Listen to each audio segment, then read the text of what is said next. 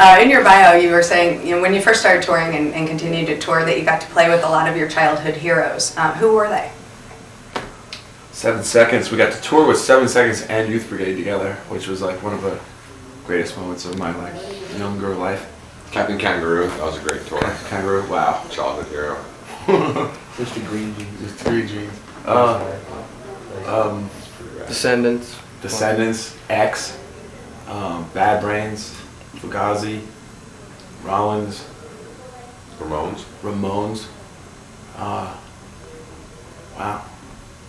Wow, we kick ass. Pretty impressive. Wow. That's pretty cool. Did we do that?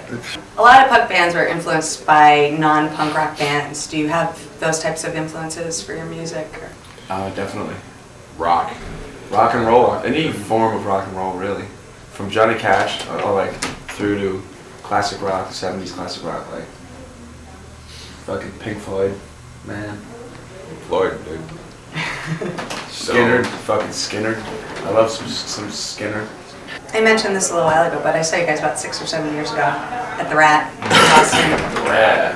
You were here. That was an integral part of the Boston punk rock scene. Oh, and yeah. you were there for that. Mm-hmm. And you've toured a lot and seen a lot since then, and been back here a lot. Yeah. How do you think the Boston scene has changed since you've first started? We caught that tail end of the Rat, which, like you said, that's what we equated with Boston. It was like a perfect little place. Dirty little little basement. Low stage, you know what I mean? No barricade, kids right up front. It was where we grew as a band in Boston. And then we took it to the Middle East after that club, Mm-hmm. Played the Middle East for a couple of years, at least. Yeah. And then there was sort of like a period where there was like nothing. There's a time where there's like nowhere you can do a show in Boston. shows in Boston.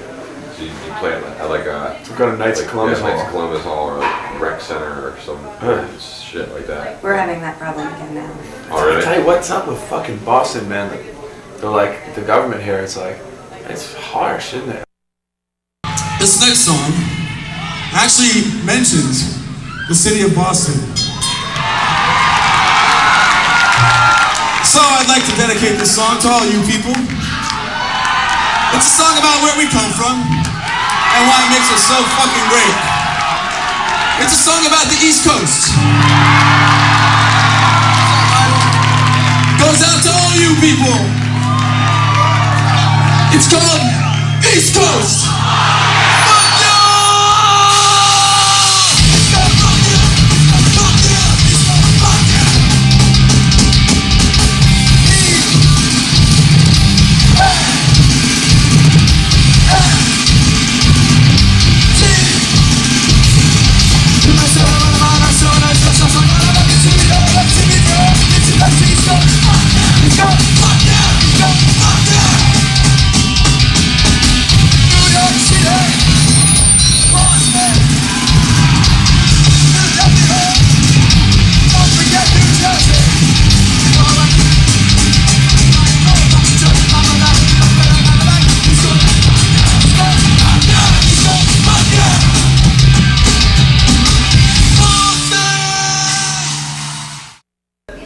Feel about just the punk rock scene in general throughout the country and punk, where do you think it's try to it is in the grand scheme? Try to always remain optimistic about it, And, I believe that there will always be I don't know, the spirit will always be there, there will always be dysfunctional families, and there will always be kids at that certain age sort of waking up and being like, everything around me sucks. I hate the jocks, and I hate this, and I hate that, and I hate the mainstream bullshit. I hate everything I'm trying to be fed. There will always be real punk kids. I don't know what they'll look like and what the, where they'll go and what the bands will look and sound like. But I think punk rock will always, always, always be. So it's more of a mindset. I think it'll always be alive, and I think that, it is. Yeah. It's a spirit, and it'll never die. I don't know. It's seen some weird shit happen though, for sure. Like what? I don't know. I remember being sort of freaked out when it broke mainstream, but it was still had its own original identity as punk. And then it was like, oh my god, a punk band got popular and they're on TV. Is this good or bad? I don't know.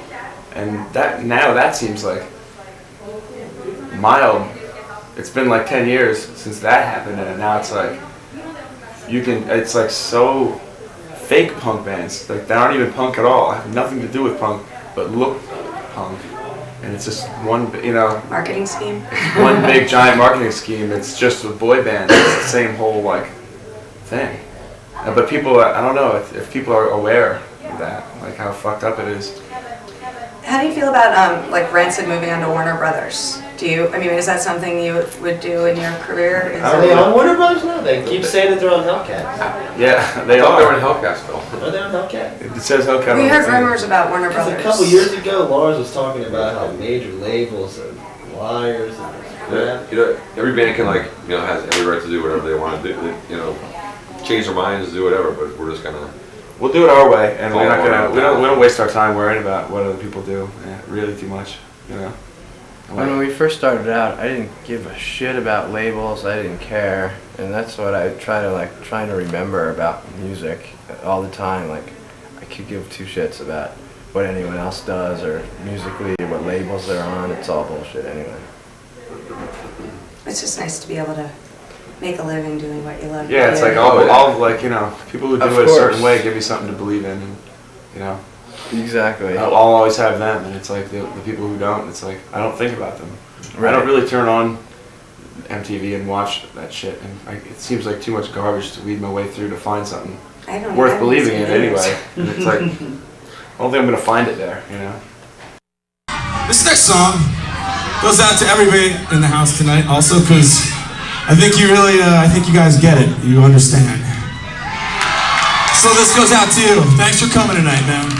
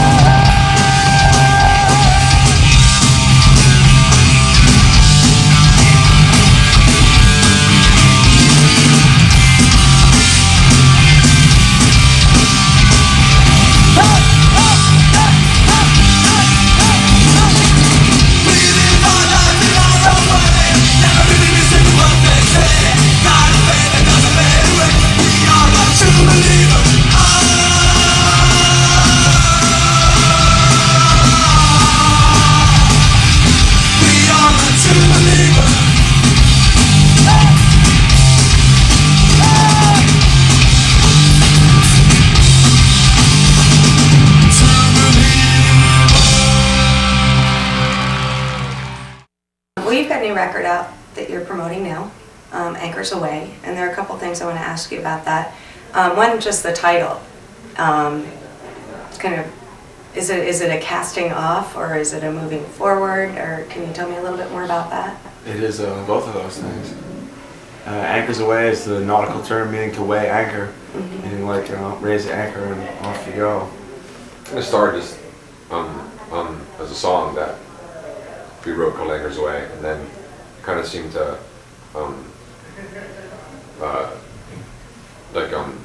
symbolize the whole kind of vibe of the whole content of the record. So The record actually has sort of that theme to it, but not by planning it that way. It's just kind of like things that happen in our lives during the writing of this record. It's definitely the underlying spirit, I think, of the band as far as people who searching within themselves through their experiences and through music, and really wanting to shake like old bullshit and move on to a new adventure and continue with like that adventurous spirit and not let it die, because so many things in life will kill that spirit that we have, and that's how I see it. The Anchors Away song and the title. It's like the anti-stagnation. And it's that spirit too. That spirit of like being for one moment totally lost, having like lost something, and you're right at that moment between that and like whatever's next.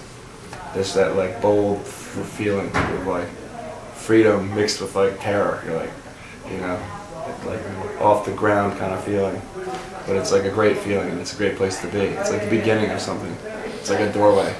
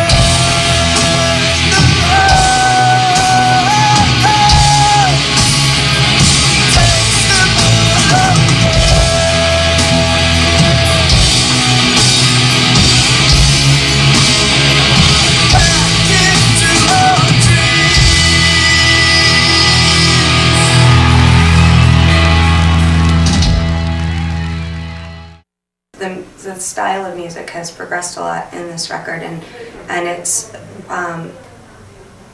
probably the antithesis of the way you'd want to describe it, but as a more mature album is what I've read at any rate.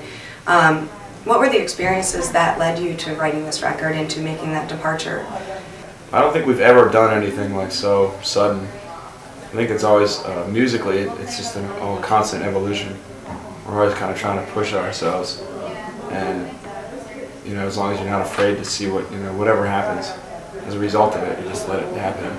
Like, never mind what it sounds like, like, oh, this doesn't sound like, what will the kids think? Or, you just have to push yourself, and if you got something inside that you gotta like express, or you want to try, just do it, you gotta have the guts to do it.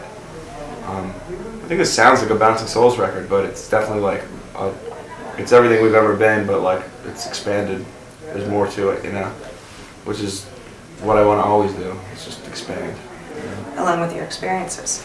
Along with your experiences. In that way, it is a more mature record because it's 2 more years of living, like hard living in some of our cases. Do you write on the road? Do you take breaks to write and work songs out? How does that process work? The writing process happens all the time. Like, we're always thinking of stuff or little ideas or keep recorder. But then we actually would find times okay, we're gonna write for the next. Yeah. Between tours, 2 months. We have a jam room in Brooklyn. Between tours, we'll be like, all right, we're home for like a month or 2 months, whatever. We're gonna put ourselves on like a 5-day or 6-day week schedule. Somehow we managed to miss all the new technology that comes out where you can actually record anywhere. We still still have we gotta all get together in the jam room and press record and play on the box. That's what we do. We have this little Panasonic 3rd grade thing with the fucking playing the chords. All Like, these people go. are Like, fucking on play. tour with like, you know, headphones and like cheap boards and little laptops and like computers. And Somehow it just Like, seems to pass. big It deal. doesn't happen. I don't know why. I'll take my crappy tape. It's really interesting Yeah, to me, dude. but somehow it never seems to work The little out. Twin Peaks thing. Like, Before I forget, I wanted to ask you about the artwork on the new album. Can you tell me about that? the front cover is just how I pictured the record to look like, and usually that happens somewhere like around the end of writing all the songs. You know, you kind of like it becomes like a kind of like you try to like you're concentrating on song by song by song, and after you have most of the record written, you start kind of like going through the songs in your mind and putting them into a certain order, and it's sort of you start shaping it into like what the kid buying it is gonna, what his experience is gonna be, like, and with the lyrics take you on some kind of. That's where I figured it. It's somewhere around then where I picture what it's supposed to look like. You know. Do you do most of the artwork? I do, yeah, all the All record the cover, artwork? all the artwork, Including the tattoo? tattoo, yeah, everything. Wow. Now, have Shirts. you always been an artist since you were young, or? I guess so, yeah. A vandal, more of a vandal than an artist, but yeah. So yeah, this is just that's just what I pictured the record to look like. And I was like, oh shit, I have to do an oil painting because I've never done an oil painting. So I was like, fuck. So I don't know, I'm like a little more comfortable with like with a black pen and doing like these kind of cartoony type drawings, but I know that's what it was supposed to look like, so that's what I had to do. So bought a bunch of oil paints and canvas and went for it. It's interesting because it's almost a metaphor for the development of the new record, just more layers. Because a painting necessarily has a lot more, there's more texture. Yeah, it needed to to be. that. That's part of what, like, yeah, that's why I think it fits the record. It's like a deeper and it's a darker record. The lyrics are deeper and darker. The cover had to be deeper and darker, you know, and it's like, yeah, it had to be, it couldn't be something I could just draw and color in Photoshop, and it couldn't be an acrylic painting. It had to be like the best, like, I could, you know. So I think, pulled it off. Used to be the one, real doctor. It seemed like nothing could break you down. How was your price? Was it worth it? Nothing and nothing to show it anyway. You're gone. I guess you were here from the start. In the end, it's all a question of.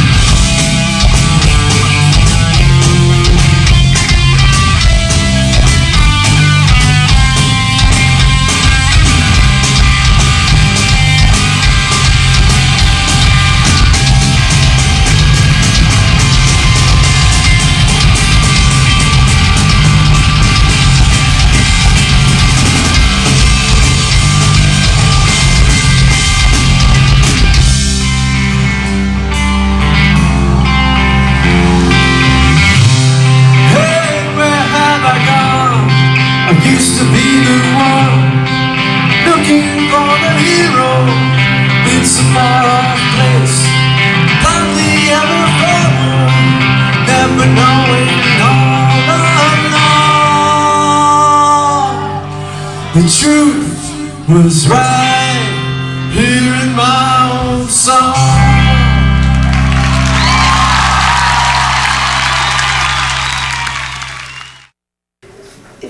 had to play another Bouncing Souls song, what would it be? You should never play it again. Yeah, to never play it again. Do you have that song? There's a those couple that we don't play anymore, probably. How about the ones that we've never played? Those are some pretty bad ones. That we would play once in the studio, and we're like, okay, we're never gonna ever. There's one on Hopeless Romantic that we never ever played, ever live. The last song on Hopeless Romantic, called The Whole Thing. Which is a song that I Which is would a love- pretty I would decent love to song. play live. But it happened spontaneously. Like there's only one take of it. It's like we didn't. It wasn't even a song. It wasn't written. It was the only time that we actually. Usually we played songs live. We wrote songs live and played them live, and we didn't do that. So it wasn't like a live song. Sort of a development and an experiment, or some kind of jam, some kind of weird thing.